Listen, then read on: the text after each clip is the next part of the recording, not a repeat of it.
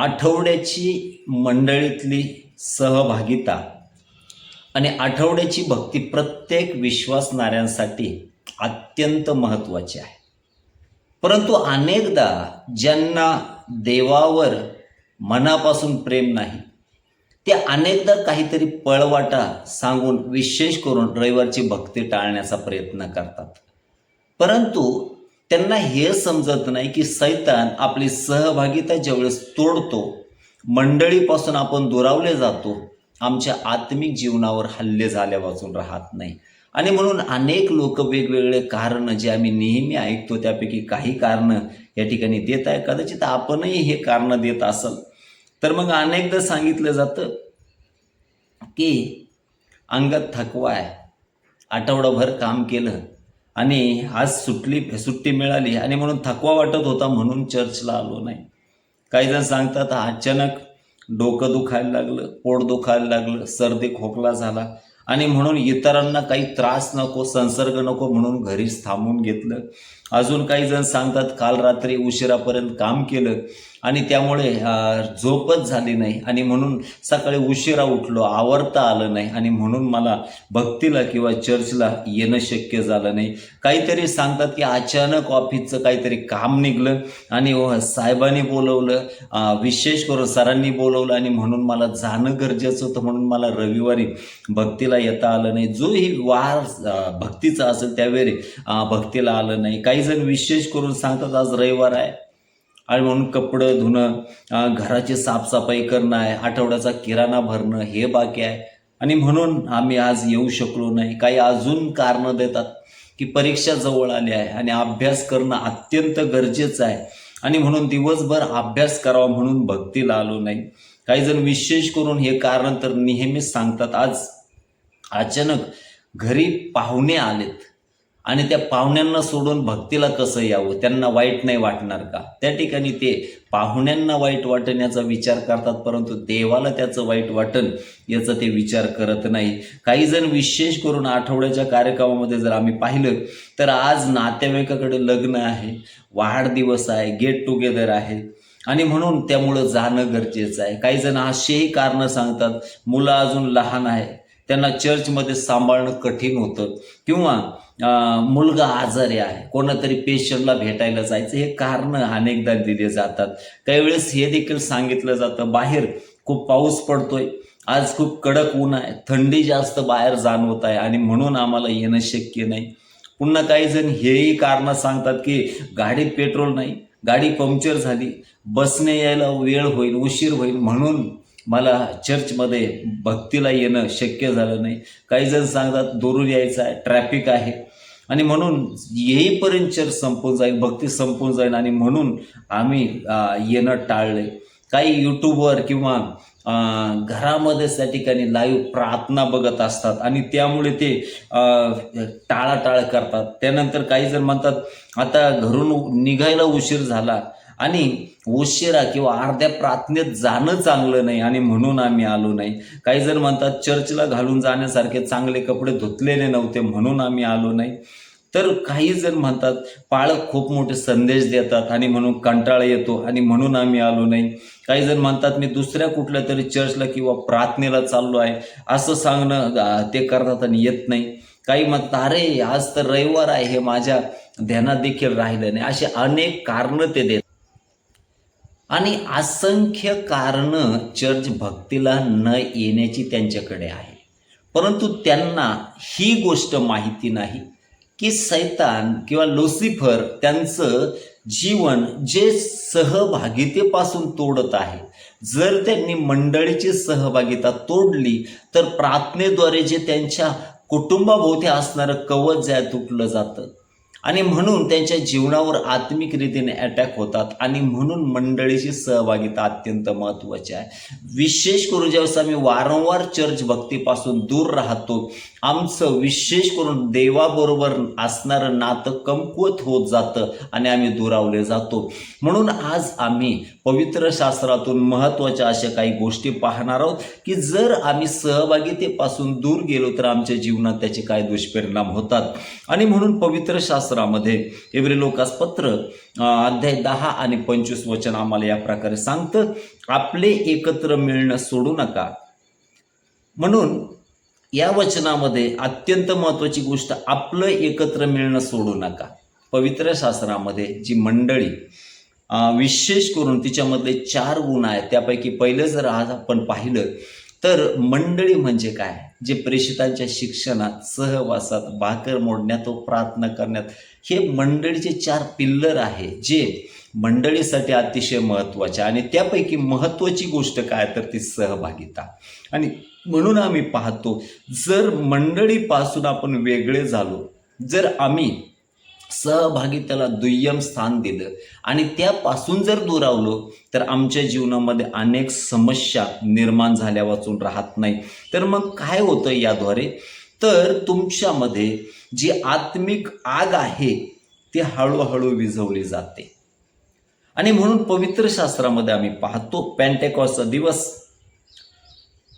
आणि त्या दिवशी जेव्हा पवित्र आत्म्याची ओतणी प्रेषितांच्या जीवनावर झाली, त्यावेळेस असं म्हटलं ती पवित्र आत्म्याची आग त्यांच्यामध्ये भडकली.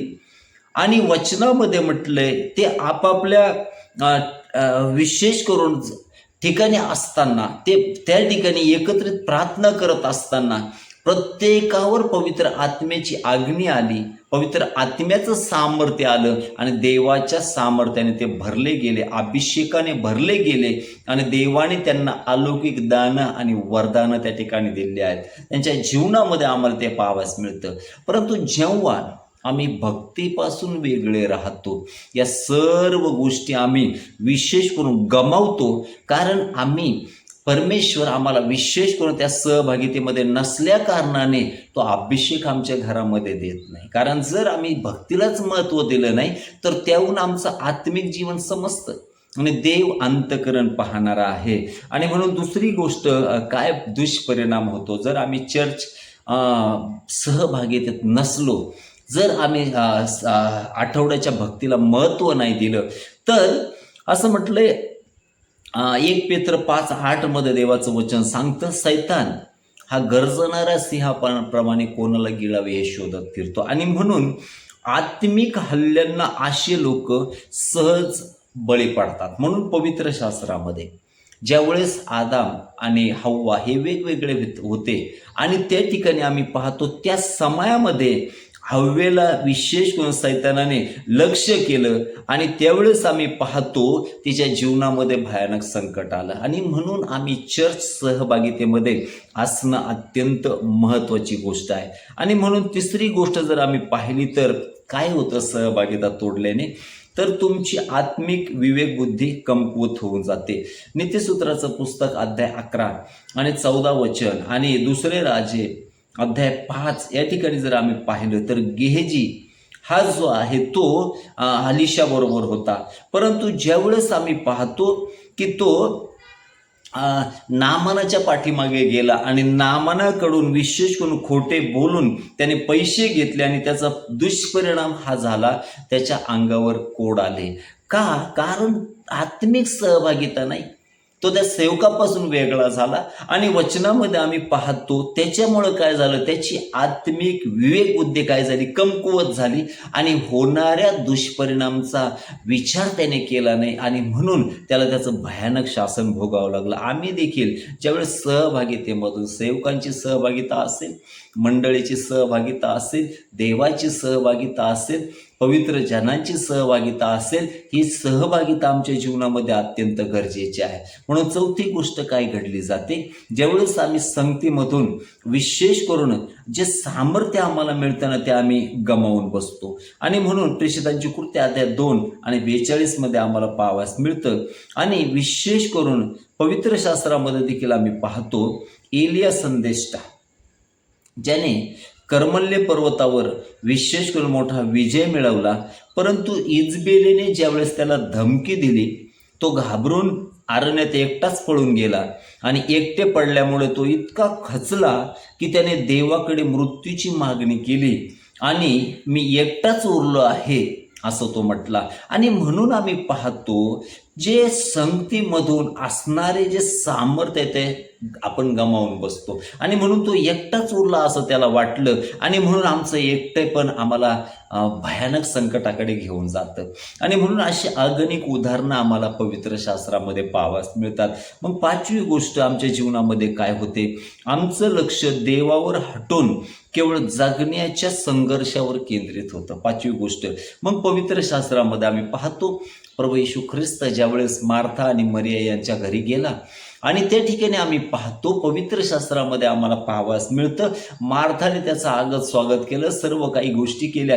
परंतु ज्या वेळेस आम्ही मरियेबद्दल पाहतो, मार्था बाकीच्या गोष्टी करत होते सर्व, परंतु तिने देवाला वेळ दिला नाही, तिने सहभागितेमध्ये ती नव्हती तिथं, ती बाकीच्या गोष्टी करत राहिली, ती काम करत राहिली आणि त्यावेळेस तिने परमेश्वर ह्या अपेक्षित होता की तिने आपला वेळ त्या ठिकाणी देणं गरजेचं आहे. परंतु मरियाबद्दल असं म्हटलंय ती त्या सहभागितेत होती आणि त्या ठिकाणी आम्ही पाहतो पवित्र शास्त्रामध्ये आम्हाला पाहावयास मिळतं की प्रभू येशू म्हणतो मरियेने चांगला वाटा निवडून घेतलाय, तो तिच्यापासून काढून घेतला जाणार नाही. आणि म्हणून ते मार्थेसाठी देखील ते वाक्य असतं, ते बोललं असतं प्रभू, परंतु तिने देवाची त्या ठिकाणी गरजेची जी सहभागिता गरजेची तिला दुय्यम स्थान दिलं आणि आपल्या कामाला प्रथम स्थान दिलं. आज असे अगणित लोक आम्ही जीवनामध्ये पाहतो की देवाला ते दुय्यम स्थान देतात, देवापेक्षा ते कामाला महत्त्व देतात आणि म्हणून अनेकदा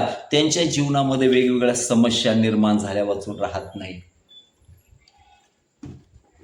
आणि म्हणून पवित्र शास्त्रामध्ये विशेष करून अशी अनेक उदाहरणं आम्हाला पाहावयास मिळतात. अजून विशेष काय घडलं जातं तर मग पवित्र शास्त्रामध्ये काही धडे, पात्रांचे धडे आहेत आणि त्याकडे दुर्लक्ष करण्याचा धोका भयानक होऊन जातो. आणि म्हणून पवित्र शास्त्रामध्ये पहिली गोष्ट जर आम्ही पाहिली, आत्मिक आग विझणे. म्हणून अम्माऊस येथे जे शिष्य होते ते ज्यावेळेस सहभागितेपासून किंवा ख्रिस्ताच्या शरीरापासून दूर झाले, त्यांचे जीवन निराशामध्ये गेले आणि ज्यावेळेस आम्ही पाहतो ते नैराश्यात चाललेले होते, परंतु प्रभू येशू ख्रिस्त त्यांच्यामध्ये आला आणि ज्यावेळेस त्याने सर्व गोष्टी त्यांना सांगितल्या, वचनामध्ये म्हटलंय, त्यांनी म्हटलं की त्यांच्या अंतःकरणाला उकळ्या फुटत होत्या, ती सहभागिता पवित्र आत्म्याची आग निर्माण करत होती. म्हणून आमच्याही जीवनामध्ये ती सहभागिता आम्ही नेहमी जपावी, जेणेकरून आमच्या जीवनामध्ये पवित्र आत्म्याची आग नेहमी पेटती राहील. पुन्हा जर आम्ही पाहिलं तर पवित्र शास्त्रामध्ये म्हटलंय, शत्रूचा हल्ला, दावीद राजा जेव्हा इतर सर्व योद्धे युद्धावर गेले, परंतु दावीद राजा एकटाच महालात होता आणि त्यानंतर तो ज्यावेळेस वरती गेला, असं वचनामध्ये म्हटलंय, तो व्यभिचाराच्या पापामध्ये पडला. जर तो त्या सहभागितेत असता तर त्याच्या जीवनामध्ये ते संकट आलं नसतं, परंतु तो एकटा होता आणि सैतानाने ज्यावेळेस त्या ठिकाणी त्याच्या जीवनामध्ये कार्य केलं, पापामध्ये पडला आणि त्याला भयानक त्याचं शासन झालेलं आहे. आणि म्हणून पाहतो आम्ही तिसरी गोष्ट जर आम्ही पाहिली तर पवित्र शास्त्रामध्ये आम्ही पाहतो अब्रामासारख्या देवाच्या माणसाच्या संगती लोटाला राहण्याची संधी मिळाली, परंतु लोटाने जगिक गोष्टीसाठी ती सहभागिता तोडली आणि अशा ठिकाणामध्ये राहण्यासाठी गेला की ज्या शहराचा भविष्यामध्ये परमेश्वरने विनाश करून टाकला. परंतु जर तो त्या सहभागितेत असता, देवाच्या अभिषिक्त सेवकाच्या बरोबर असता, देवाच्या निवडलेल्या सेवकाच्या बरोबर असता, तर त्याचं जीवन आणि त्याचं कुटुंब कधीच विनाश पावलं नसतं. परंतु ज्यावेळेस त्याने आपली सहभागिता तोडली, आम्ही देवाच्या वचनामध्ये पाहतो लोटाचं कुटुंब विनाश पावलं. प्रियांनो, विशेष करून आम्ही पाहतो त्याने जेही कमावलं होतं ते सगळं त्याला गमवावं लागलं आणि तो पुन्हा शून्यावर आला. म्हणून अनेकदा आम्ही चांगल्या लोकांची सहभागिता तोडतो, आम्ही मंडळीची सहभागिता तोडतो, आम्ही देवाची सहभागिता तोडतो, आम्ही देवाच्या सेवक सेविकेंची सहभागिता तोडतो आणि मनाने आपल्या बुद्धीने चालून ज्यावेळी चुकीचा निर्णय घेऊन त्या सहभागितेपासून दूर जातो ना, अनेकदा आमच्या कुटुंबावर भयानक विशेष करून हल्ले होत असतात. आणि म्हणून आम्ही या गोष्टी जपणं अत्यंत गरजेची गोष्ट आहे. आणि म्हणून पवित्र शास्त्रामध्ये जर आम्ही पाहिलं तर पवित्र शास्त्रामध्ये पौलाची आणि चर्चची विशेष करून आम्ही पाहतो, पौलाच्या जीवनाबद्दल देखील अनेक गोष्टी आम्हाला तिथं पाहावयास मिळतात. आणि म्हणून पवित्र शास्त्रामध्ये 7वी गोष्ट जर आम्ही पाहिली तरी सामूहिक प्रार्थनेचे आत्मिक संरक्षण आपण काय करतो, गमावून टाकतो. पवित्र शास्त्रामध्ये आम्ही देवाच्या वचनामध्ये पाहतो, जर आम्ही सहभागितेत नाही राहिलो तर आमचं आत्मिक संरक्षण काय होतं, गमावलं जातं. आणि म्हणून पेत्र जेलमध्ये होता, परंतु देवाच्या वचनामध्ये आम्ही पाहतो त्याला ठार मारणार होते, कारण त्याने विशेष करून ज्याही गोष्टी केल्या त्या त्यांना आवडणाऱ्या नव्हत्या आणि म्हणून त्याला ठार मारणार होते. परंतु देवाच्या वचनामध्ये पाहतो आम्ही तो एकटा होता, तोपर्यंत तो संकटात होता, परंतु त्याच वेळी मंडळीने त्याच्यासाठी प्रार्थना करणं सुरू केलं. आणि देवाचं वचन सांगतं की त्या पेत्राची तिथून त्या प्रार्थनेकरवी सुटका झाली.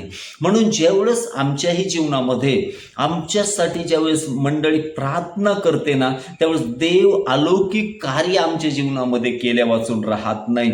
आणि म्हणून 8वी गोष्ट काय आहे, तुमची आत्मिक दाने सुप्त आणि निष्क्रिय बनतात. पवित्र शास्त्रामध्ये तिमोथेला प्रेषित पौल म्हणतो की तिमोथे ज्यावेळेस खचला होता आणि तो मंडळीच्या कामामध्ये, चर्चच्या कामामध्ये मागे पडू लागला, तेव्हा प्रेषित पौलाने त्याला पत्राद्वारे आठवण करून दिली की माझे हात तुझ्यावर ठेवण्याद्वारे तुला जे कृपादान मिळालेले आहे ते प्रज्वलित कर. आणि म्हणून आम्ही पाहतो आपली दाने केवळ देवाच्या लोकांच्या सेवेसाठी आणि चर्चच्या इमारतीसाठी आहेत, पण जर आपण दूर राहिलो तर ती दाने गंजून जातात, त्यांचं कार्य त्या प्रकारे राहत नाही. आणि म्हणून चर्च सहभागिता आमच्यासाठी अत्यंत महत्त्वाची असते अशी गोष्ट आहे. 9वी गोष्ट, तुम्ही चुकीच्या शिक्षणाला आणि विशेष करून फसवणुकीला द्वार उघडं करून देता. म्हणून पवित्र शास्त्रामध्ये गलतीकारांची चर्च आम्ही पाहतो आणि या गलती येथील ख्रिस्ती लोकांची प्रेषित पौलाचे मार्गदर्शन त्यांनी सोडले आणि ते स्वतःच्या मनाने चालू लागले. त्याचा परिणाम काय झाला तर असं म्हटलंय, खोट्या शिक्षकांनी त्यांना खऱ्या सुवार्तेपासून विचलित करून टाकलं. जेव्हा सहभागिता आम्ही तोडतो, जेव्हा मंडळीपासून आम्ही दुरावले जातो ना, त्यावेळी चुकीचे शिक्षण आमच्या जीवनामध्ये येते. चुकीच्या शिक्षकांना आमच्या घराचे द्वार मोकळे होतात आणि त्याकरवी आम्ही पाहतो जसं गलतीकर लोक त्या ठिकाणी चुकले, विशेष या ठिकाणचे लोक चुकले आणि प्रेषित पौल त्यांना म्हणतो, हे मूर्ख गलतीकरांनो, तुम्हाला कोणी भुरळ घातली. आणि म्हणून चर्च आणि खऱ्या पालकांच्या मार्गदर्शनाशिवाय माणूस भरकटले जातो. म्हणून आम्हाला मंडळीच्या मार्गदर्शनाची गरज आहे, आम्हाला सेवकांच्या मार्गदर्शनाची गरज आहे. त्यामध्ये जर आम्ही राहिलो तर आमच्या जीवनासाठी नक्कीच ते लाभदायक ठरल्या वाचून राहणार नाही प्रियांनो. आणि म्हणून 10वी गोष्ट जर आम्ही पाहिली तर जेव्हा आम्ही सामूहिक उपासनेत होणारे अलौकिक अनुभव आम्ही गमावतो. आणि म्हणून स्तोत्रसंहिता 133 दुसरा इतिहास अध्याय 5, 13, 14 वचनामध्ये आम्हाला याचं उदाहरण पाहावयास मिळतं. आणि म्हणून जेव्हा शलमोनाच्या मंदिराचं समर्पण झालं तेव्हा सर्व गायक, वादक, याजक एका सुरात एका मनाने देवाची स्तुती करण्यासाठी एकत्र आले.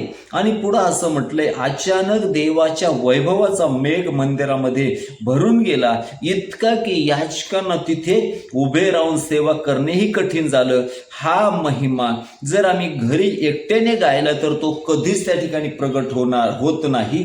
आणि म्हणून आम्ही नेहमी देवाच्या सहभागितेमध्ये राहणं गरजेचं आहे. या गोष्टी जर आम्ही करू तर नक्कीच आमचं जीवन आशीर्वादाचं कारण ठरेल. परंतु जर आम्ही देवाच्या सहभागितेला, मंडळीच्या सहभागितेला दुय्यम स्थान दिलं तर ते आमच्या विनाशासाठी कारणीभूत ठरलं जाईल. आणि म्हणून या दिवसामध्ये देव ज्यावेळेस आपल्या आत्म्याकरवी बोलतो, देवाची इच्छा असते की आमची सुधारणूक व्हावी, आम्ही पुन्हा एकदा देवाकडे वळायला जावं. आणि ज्यावेळेस आम्ही देवाकडे वळायला जातो ते आमच्या जीवनासाठी आशीर्वादाचं कारण ठरलं जातं. आणि म्हणून आज जेही हा देवाचं वचन ऐकत आहे त्या प्रत्येकाला विशेष करून सांगणं आहे, आज हा संदेश ऐकत असताना केवळ ऐकून सोडून देऊ नका, तर ज्यावेळेस आपण देवाचं वचन किंवा संदेश त्याचं लागूकरण जीवनामध्ये करतो आणि काही चांगले निर्णय घेतो ना, ते आमच्या जीवनासाठी आशीर्वादाचे कारण ठरले जातात.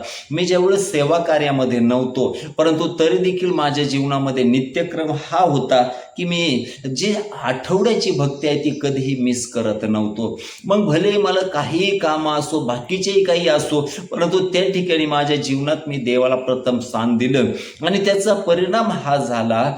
जवळपास आत्ता कमीत कमी 2002-03 मी प्रभूवर विश्वास ठेवला आणि आता 2026 आहे. एवढ्या दिवसामध्ये एक भक्तीचा आठवड्यातला वार मी मिस केलेला आहे. सेवक झालो म्हणून नव्हे, त्याच्या अगोदर देखील मी देवाशी प्रामाणिक होतो आणि त्याचा परिणाम हा झाला, देवाने मला आशीर्वादित केलं, माझ्या कुटुंबाला आशीर्वादित केलं, माझ्या नातेवाईकांना आशीर्वादित केलं आणि म्हणून मंडळीमध्ये असणाऱ्या भक्ती अत्यंत महत्त्वाची आहे. मग आजच निर्णय घ्या की मी काहीही झालं तर चर्च भक्ती सोडणार नाही. जे देवाला प्रथम स्थान देतात त्यांना देव देखील प्रथम स्थान दिल्या वाचून राहत नाही. आणि म्हणून पुन्हा एकदा तुमच्यासाठी सांगत आहे की चर्चची सहभागिता तोडल्याद्वारे काय होतं. तर पुन्हा एकदा तेच विषय रिपीट करत आहे यासाठी की आम्हाला समजणं गरजेचं आहे. पहिली गोष्ट, तुमची आत्मिक आग हळूहळू विझू लागते. दुसरी गोष्ट जर आम्ही पाहिली तर तुम्ही आत्मिक हल्ल्यांना सहज बळी पडता. तिसरी गोष्ट, जर चर्च सहभागिता तोडली तर आमची आत्मिक विवेकबुद्धी कमकुवत होऊन जाते. चौथी गोष्ट, जर आम्ही चर्च भक्तीपासून वेगळं राहिलो तर आम्ही ख्रिस्ती संगतीपासून मिळणारे सामर्थ्य गमावून बसतो. पाचवी गोष्ट जर आम्ही पाहिली तर आमचे लक्ष विशेष करून देवावरून हटून केवळ जगण्याच्या संघर्षावर विशेष करून टिकून राहतं. विशेष करून सहावी गोष्ट, जर आम्ही चर्च भक्तीपासून वेगळं राहिलो तर आमचे अंतःकरण सुधारणा आणि पश्चातापासाठी कठीण होऊन जातं. सातवी गोष्ट, जर आम्ही त्याकडे विशेष करून गांभीर्याने पाहिलं नाही तर आमचं सामूहिक प्रार्थनेचं आत्मिक संरक्षण गमावलं जातं. आठवी गोष्ट, आमची दाने वरदाने विशेष करून सुप्त होऊन निष्क्रिय बनतात. नववी गोष्ट जर आम्ही पाहिली तर देवाच्या वचनामध्ये आम्हाला पाहावयास मिळतं आम्ही चुकीच्या शिक्षणाला बळी पडतो आणि आम्ही फसवणुकीसाठी द्वार उघडे करून देतो. आणि दहावी गोष्ट, चर्चच्या सामूहिक उपासनेमध्ये येणारे किंवा होणारे अलौकिक अनुभव, चमत्कार, अद्भुते, चिन्हे आणि आम्ही गमावून बसतो. आणि म्हणून चर्च भक्ती अत्यंत महत्त्वाची आहे. आणि म्हणून आत्ता जे हे सुरुवातीला मी विशेष करून काही कारणे दिलीत. अनेकदा लोक कारणे सांगत असतात, परंतु त्यातून त्यांचं देवावरचं प्रेम आम्हाला दिसतं. जर आवड असेल तर सवड नक्कीच निघते. आणि ज्यांचं देवावर खरं प्रेम आहे ना, ते कधीही कारणं सांगत नाही, तर ते देवाच्या सहभागितेला, मंडळीतली उपस्थितीला महत्त्व देतात. आणि जे विशेष करून देवाच्या वचनामध्ये राहतात, देवाच्या वचनाला, देवाला प्रथम स्थान देतात, देव देखील त्यांना प्रथम ठेवतो. म्हणून विशेष करून हा संदेश आपल्या मंडळींना पाठवा, हा संदेश सेवकांना पाठवा, हा संदेश प्रत्येक व्हॉट्सॲप ग्रुपवर पाठवा, यासाठी की ज्यांच्या जीवनामध्ये विशेष करून चर्च सहभागितेचं गांभीर्य नाही त्यांच्यापर्यंत सत्यवचन जाणं गरजेचं आहे. मी अनेकदा पाहिलं, सेवक या नात्याने काम करत असताना जेव्हा मंडळीमधून काही परिवार, काही बंधू, काही बहिणी दुरावल्या जातात ना, त्यांचं जीवन विशेष करून सैतान असं विशेष करून हल्ले त्यांच्या जीवनावर होतात. ते मंडळीपासून दुरावले जातात. अनेक जण सहभागिता कायमचीच सोडून देतात. आणि म्हणून या दिवसामध्ये आमचं आत्मिक जीवन टिकवणं हे आमचं काम आहे. जर त्याकडे आम्ही लक्ष दिलं तर नक्कीच आमचे आशीर्वाद देखील टिकले जातील. विशेष करून सर्वांना विनंती आहे, हा चॅनल सबस्क्राईब करा. निरनिराळे अभ्यासपूर्ण विशेष करून जेही व्हिडिओ संदेश आपल्यापर्यंत पोहोचत आहे ते आपल्या मंडळींना शेअर करा. विशेष करून अभ्यासू लोकांसाठी ही व्हिडिओ शेअर करा. आपल्या व्हॉट्सॲप ग्रुपमध्ये जरूर आमचा नंबर ॲड करा यासाठी की कंटिन्यू तुम्हाला चांगले चांगले व्हिडिओ मिळत राहतील.